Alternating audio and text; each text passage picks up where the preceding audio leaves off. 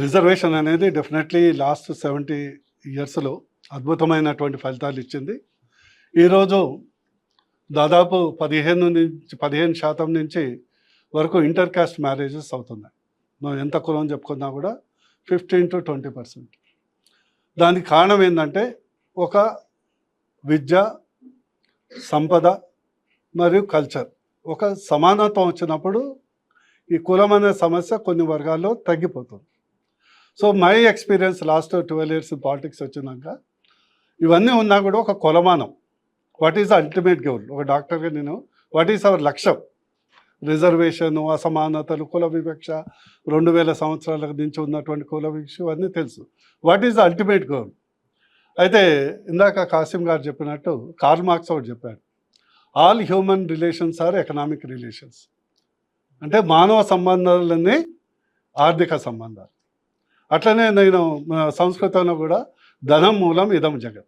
అదేవిధంగా వేమన కూడా మహా మేధావి, ఆయన ఏం చెప్పాడంటే కులము గలుగువాడు, ఎప్పుడో చెప్పిండు ఎన్నో 100 ఏళ్ల కింద, కులము గలుగువాడు, గోత్రము గలుగువాడు, విద్యతో విర్రవీగువాడు, పసిడి గలవాని బానిస కొడుకులే విశ్వదాభిరామ వినురవేమ.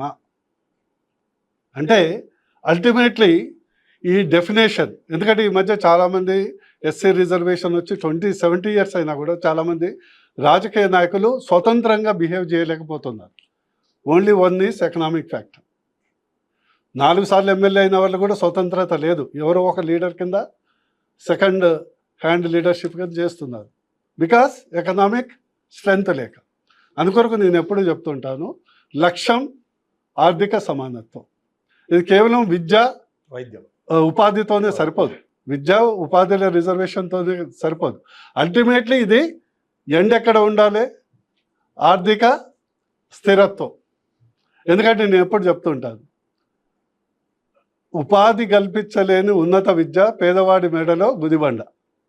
ఫర్ ఎగ్జాంపుల్ సార్కి తెలుసు, పిహెచ్డి చేస్తారు, 30 సంవత్సరాలు చదువుతారు, బయటకు వస్తే ఇంటికాడ ఒక గుంట పొలం ఉండదు, బయటకు వస్తే ఉద్యోగం దొరకలేదు అనుకో, ఇట్ హ్యాస్ నో వాల్యూ.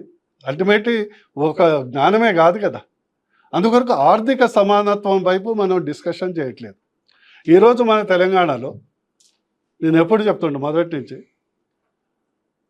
1% దగ్గర 38% వెళ్తుంది, 9% దగ్గర 32% ఉంది, 30% 40% దగ్గర మిడిల్ క్లాస్ దగ్గర 25% వెళ్తుంది, అండ్ 50% దగ్గర 5% వెళ్తుంది. అండ్ మీకు ఆశ్చర్యం, మన ఒక హురూన్ అని ఎకనామిక్ లిస్ట్ వస్తుంది. ఈ రాష్ట్రంలో 10 కుటుంబాల దగ్గర 5 లక్షల కోట్ల సంపద అఫీషియల్గా ఉంది. అఫీషియల్గా, ఐఎమ్ నాట్ టెల్లింగ్ అన్అఫీషియల్.